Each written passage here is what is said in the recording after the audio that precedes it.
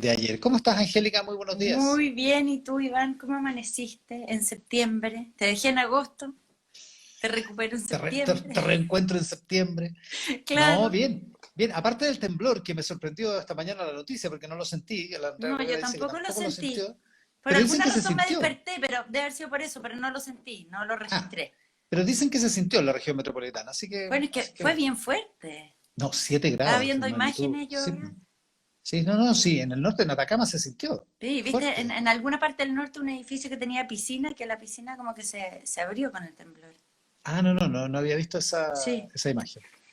así Ya, que 7 grados a las cercanías de 7 Huasco. grados. Hubo en la costa, la zona costera, hubo alguna evacuación preventiva, pero no pasó a mayores. Y hasta ahora, Mm. hasta donde se sabe, no hay mayores daños ni tampoco ningún tipo de alteración, digamos. ¿Y a qué hora fue? Pasadas las 12 de la noche, Pasa. creo que Ah, como a las 12 y fue cuarto, un poquito antes. temprano. Sí, sí fue temprano. Tampoco era tan tarde. Pero bueno, Bueno, vamos a saber más durante el día. Y mientras tanto, cerramos agosto ¿eh?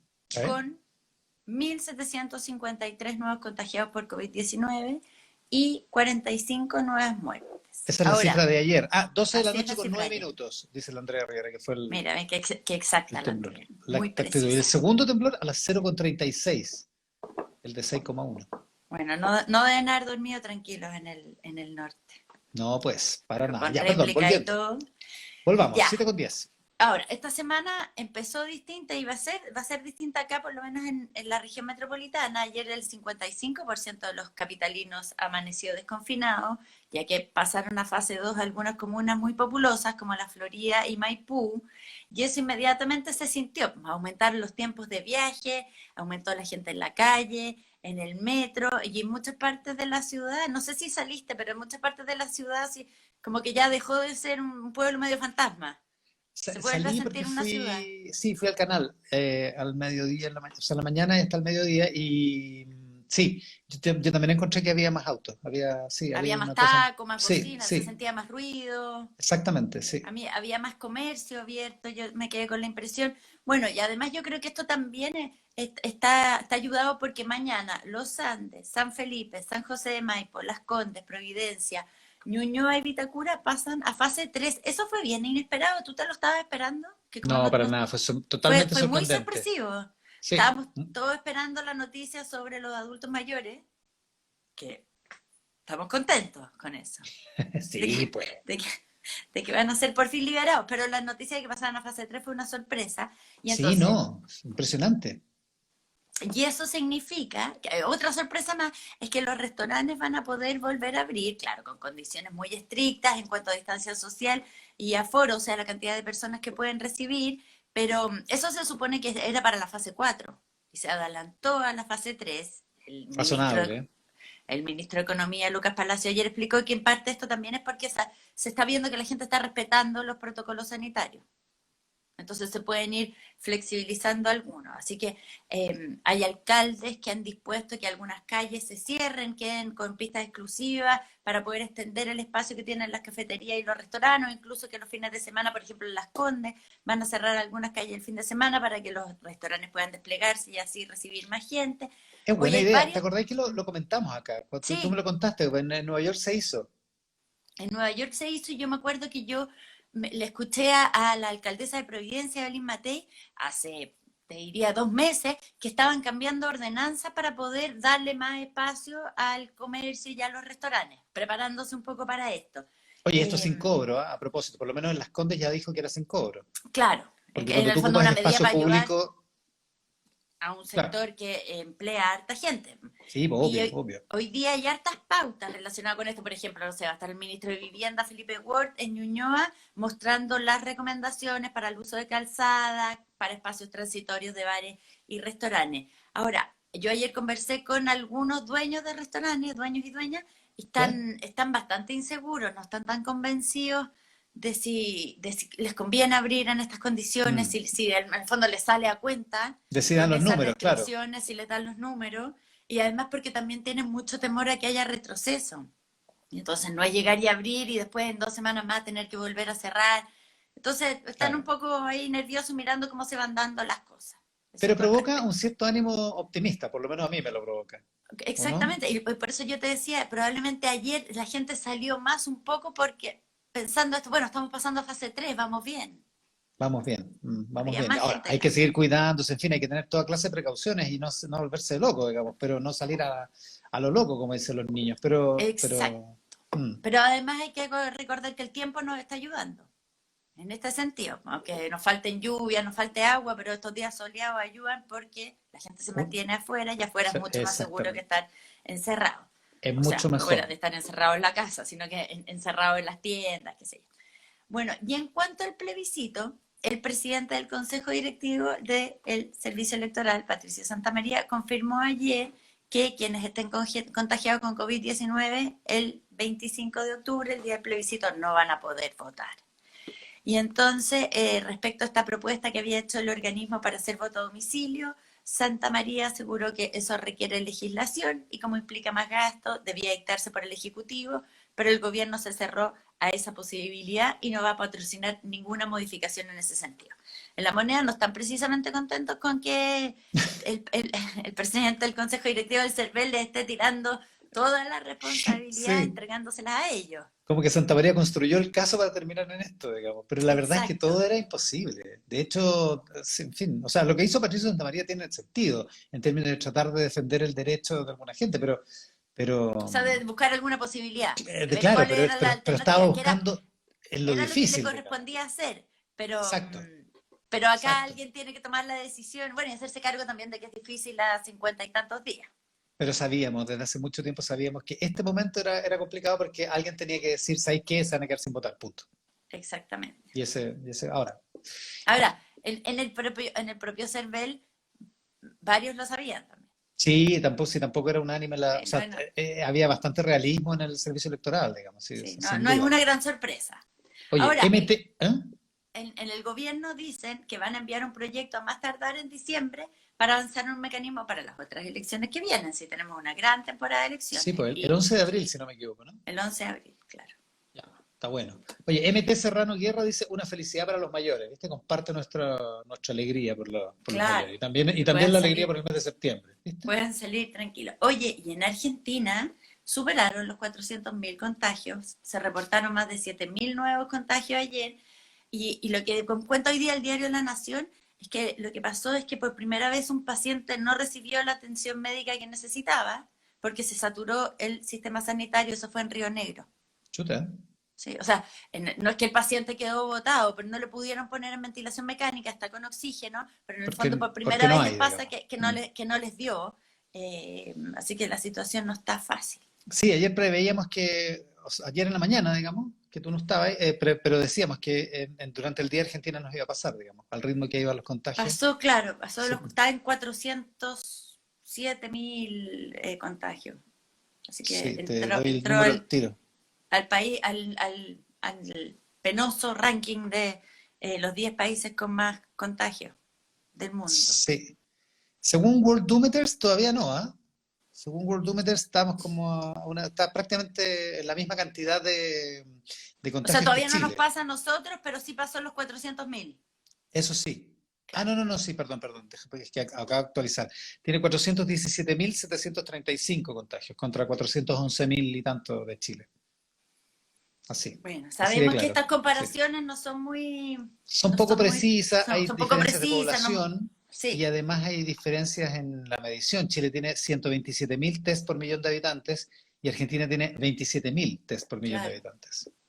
No, sí, lo importante es que se les ha complicado, después de haber tenido esta cuarentena tan estricta, se les sigue complicando y siguen aumentando los casos en el caso de Argentina. Muy complicado. 7 de la mañana con 18 minutos, revisamos lo más importante con Angélica Bulnes en Tele 13 Radio y también en Instagram Live a esta hora. Oye, bien complicado está aquí el paro de los camioneros. Sigue. Ayer tú empezaste con, el ministro vocero empezó el día, Jaime Belolio, contigo, Sí, estaba optimista, pues él dijo, yo espero que el día de hoy los gremios de camioneros depongan esta movilización, este paro, para que no sean las personas que ya han sufrido mucho por la pandemia las que sigan sufriendo las consecuencias. Pero entonces él esperaba que hubiera un acuerdo durante el día, pero no fue así. El gobierno presentó esta propuesta de 8 puntos que incluía mejorar la seguridad en las carreteras, instalar más cámaras, crear más zonas de descanso, incluso un nuevo proyecto de ley para un fondo de reparación a las víctimas de atentados, pero lo consideraron, como dijo José Villagrán, el presidente de FEDESUR, la Federación de Camiones del Sur, que eran migajas. Así lo describió él. Y además exigió que las negociaciones sean directamente con el ministro del Interior, Víctor Pérez, no con representantes del ministerio, sino que directo con el que está a cargo. Según la tercera, el ministro Pérez estuvo en la negociación directamente. Se lo Sí, vamos a se preguntar a supone que Sergio Pérez más participó. rato, porque hay ahí una discrepancia. Y el ministro Víctor Pérez dijo, estuvimos a minutos de llegar a un acuerdo y algo pasó entre ellos. Claro, En- parece que no se pusieron, o por lo menos lo que dicen desde el gobierno es que no hubo acuerdo entre las distintas ramas exactamente. que están en paro. Vamos a ver. Bueno, la Fiscalía del Biobío, por su parte, determinó que se abrieron 3 investigaciones por delitos, por eventuales delitos contra el orden público, la libre circulación y la salud pública, en medio de este paro nacional. Y el fiscal nacional, Jorge Abot, dijo en cooperativa que los camioneros no pueden cometer otros delitos para reclamar porque se cometen delitos en contra de ellos. Que eso Entonces no dijo, corresponde, digamos. entendemos la Incluso. situación, pero no pueden a costa de eso estar cometiendo otros delitos. El ministro Pérez ayer el tono del gobierno empezó a cambiar. Entonces dijo, mira, los camioneros ofrecieron una manifestación pacífica que ha ido mutando a ciertos indicios de desabastecimiento, ciertos indicios de bloqueo de carretera, y eso habían prometido no realizarlo, y agregó que al gobierno no le queda otro camino que ocupar su autoridad, los elementos que le da la ley para enfrentar esta situación, que usar todos los mecanismos que nos faculta la legislación vigente, dice el ministro, y la ley de seguridad del Estado es uno de esos. Y entonces, mientras tanto, algunos diputados, por ejemplo, el diputado Matías Walker y sus pares de la bancada de la ADC, Iván Flores y Gabriel Silver, dicen que si el ministro del Interior no invoca la Ley de Seguridad Interior del Estado y no restablece el imperio del derecho, entonces se expone a una acusación constitucional por Claro, es infracción que a la ley.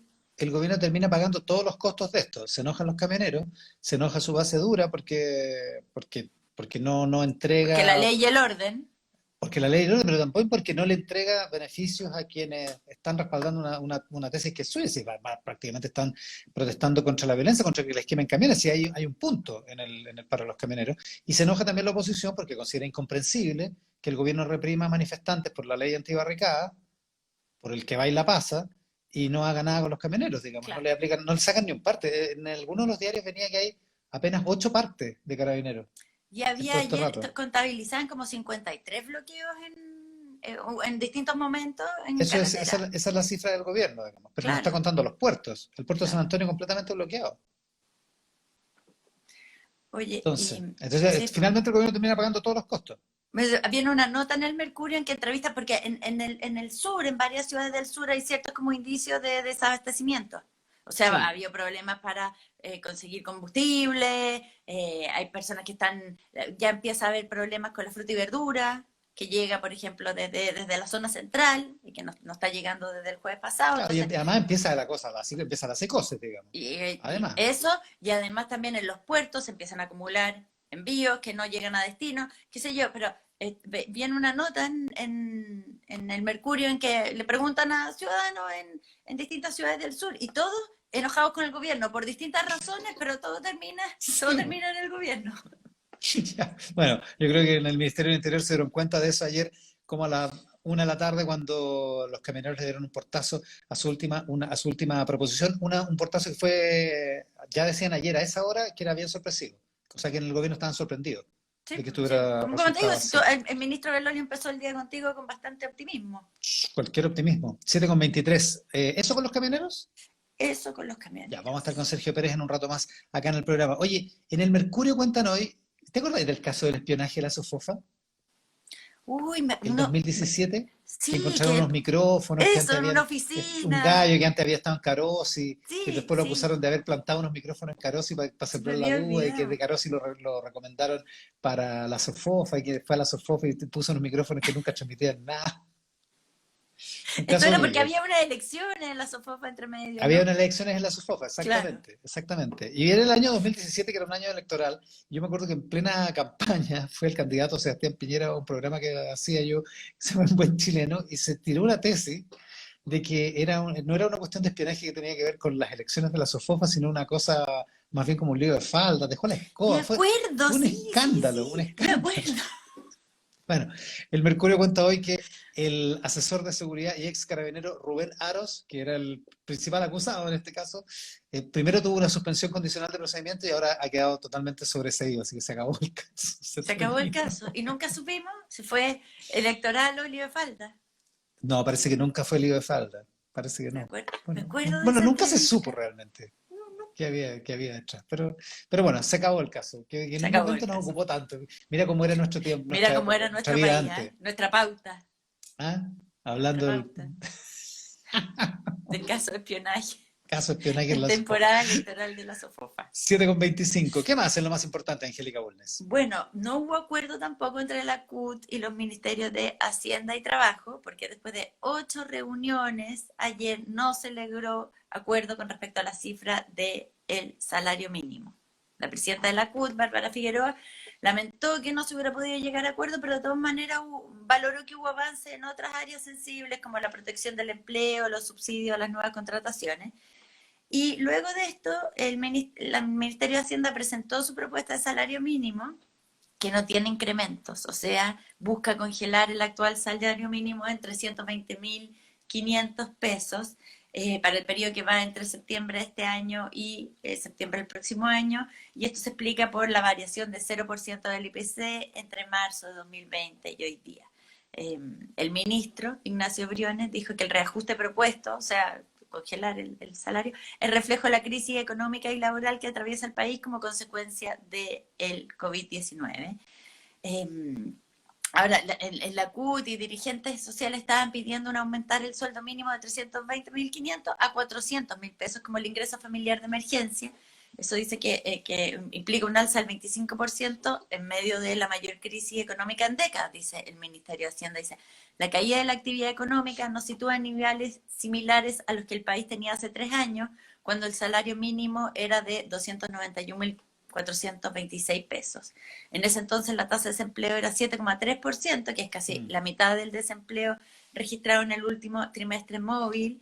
Entonces dice Ignacio Briones, no hay cómo llegar a esa cifra que afectaría de alguna manera la reactivación también, o sea, las nuevas contrataciones. Entonces el ministro de Hacienda dice Claro, que justo con ese es, nivel de cesantía. claro, mucha cesantía, en el fondo, y alto salario mínimo. Dice, este reajuste mantiene el poder adquisitivo de los trabajadores, responde a la realidad de los miles de chilenos y chilenas que hoy buscan empleo y es responsable con las pymes que hoy buscan recuperarse y que emplean a 3 de cada 4 trabajadores que ganan el mínimo. Ya, ahí está. Ahí se fue el Para esa Congreso. conversación. Claro, así se va el Congreso. Ahí está Vamos a ver cómo se empezando. va a discutir ahí en el Congreso. Pero claro, pero hay poco margen, ¿eh? Sí, pues Técnicamente sí. no parece haber mucho margen. Oye, y otra cosa que pasó es ¿Qué? que te acuerdas que la semana pasada hubo como una suerte de eh, polémica entre el ministro de Hacienda y la ministra de Desarrollo Social, Carla Rubilar, por si había un cuarto y quinto pago del ingreso familiar de Sí, emergencia, o sea, un quinto y sí. sexto, porque el cuarto ya está, se confirmó la semana pasada, se pagó, qué sé yo. Y ahora la ministra, Carla Rubilar, afirmó que va a haber quinto y sexto pago. O sea, confirmó lo que la semana pasada estaba en duda. Dijo que no hay, que junto con el ministro Briones están trabajando conjuntamente en esto. Sí, de hecho hacen una vocería juntas hoy día. Juntos. Ah, La mira, para ministra Rubilar mostrar que con están Briones, alineados. para mostrar unidad. Sí, se debuta una cosa que se llama la vocería social, que tiene que ver precisamente con este tipo de asuntos, y es la Denuncios. encabeza Carla Rubilar como ministra, y también va a estar el ministro Briones, entiendo, por lo menos aparece así en la pauta. Oye, a propósito de problemas económicos, el que no tiene problemas económicos es un señor que se llama César Rabasano, que es un señor de una cierta edad que vive fuera de Chile, y que es el dueño del edificio donde funciona el Tiramisú, en Claro, de esa codiciada esquina. esa Isidora O Goyenechea cotizada. con Augusto Leguía. Bueno, tan cotizada que se vendió en unos 325.000 UF, más cara que la casa del Chino Río. 12 millones de dólares al tipo de cambio actual, cuenta hoy Marco Gutiérrez en el Mercurio, y lo compraron los dueños del tiramisú, pero luego se lo vendieron al negocio de renta de consorcio, Ya. de la compañía consorcio, y ellos entonces llegaron a un acuerdo para el funcionamiento por prácticamente 20 años más. O sea, se Entonces, queda el restaurante tiramisú. sí, dicen que hay tiramisú para rato. Y además que van a poder tomarse la vereda, porque Isidora Goyenechea es una de las Sí, calles que se van a, que que se se va a va ampliar el hacia permiso para funcionar. hacia la vereda y hacia la calzada, de hecho, Claro, y se también. supone que los fines de semana va a estar cerrado, para que Completa, puedan exacto. expandirse las mesas. Sí, así que se vendió 325.000 UF.